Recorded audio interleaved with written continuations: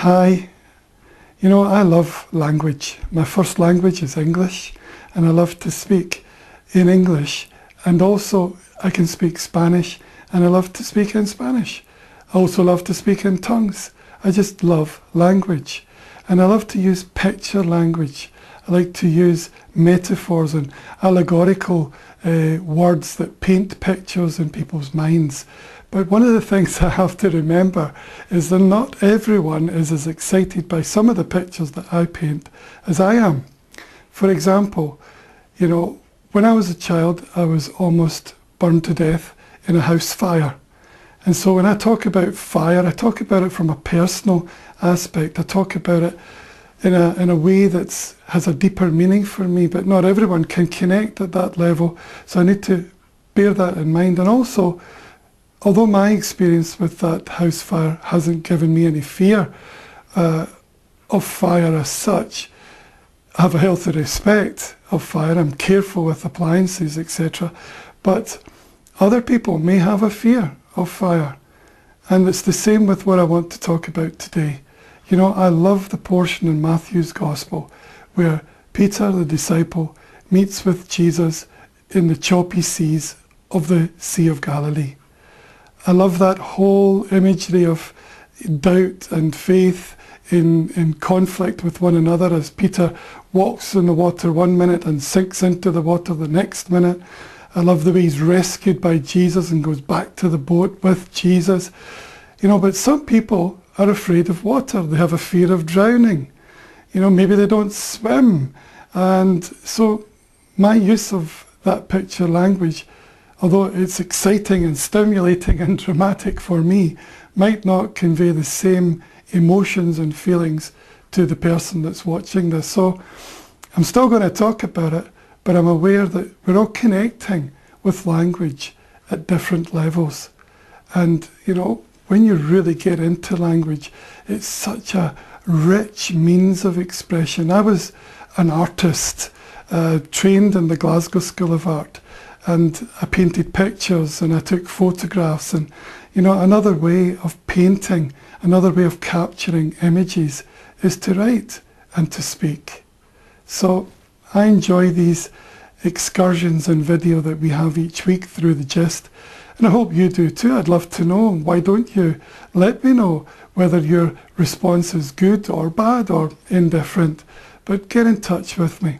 But for the time being, let's look into Matthew's Gospel in chapter 14.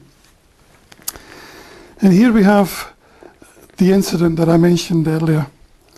Reading from verse 25 in Matthew's Gospel, chapter 14. During the fourth watch of the night, Jesus went out to them, walking on the lake. When the disciples saw him walking on the lake, they were terrified. "It's a ghost," they said, and cried out in fear. But Jesus immediately said to them, "Take courage, it is I. Don't be afraid." "Lord, if it's you," Peter replied, "tell me to come to you on the water." "Come," said Jesus.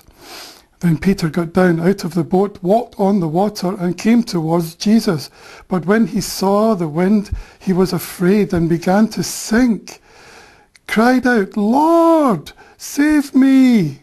Immediately, Jesus reached out his hand and caught him. "You of little faith," he said, "why did you doubt?" And when they climbed into the boat, the wind died down. Then those who were in the boat worshipped him, saying, "Truly, you are the Son of God." What a fantastic story. Not just a story, it's a recording of an incident that really did take place in the life of the disciples who were there with Jesus when he walked on the earth. But, you know,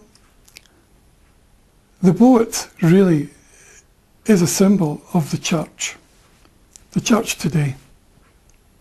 And we're all sitting in church, and some of us are afraid.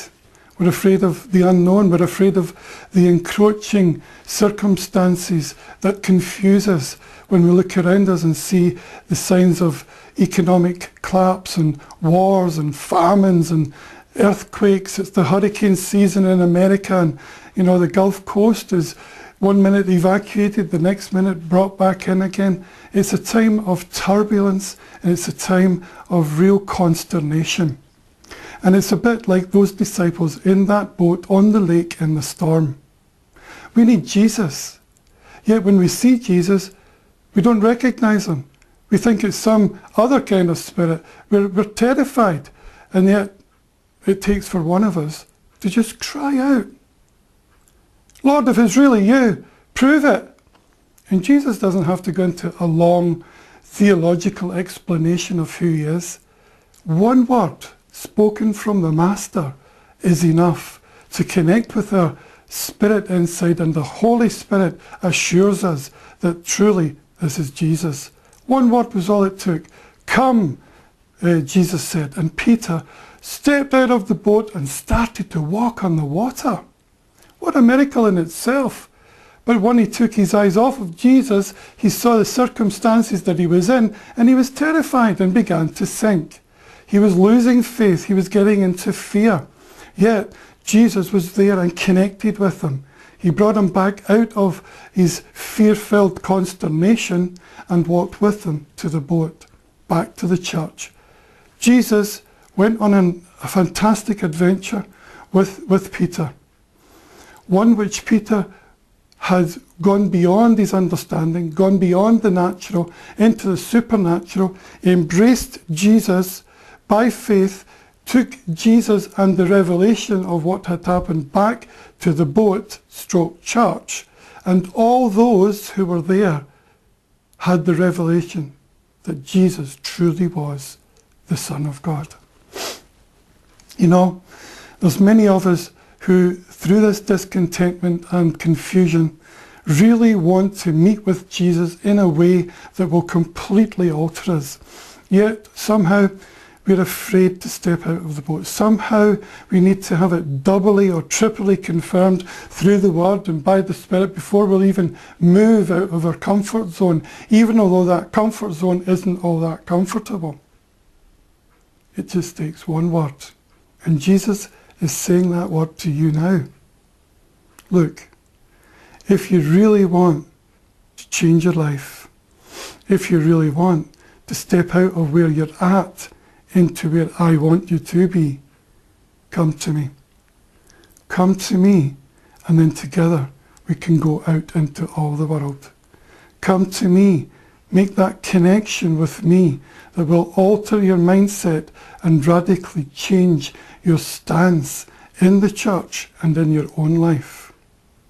Come, and then we will go. Then we will go and change the lives of those around us. Why don't you come to Jesus today? He's beckoning you now. Come.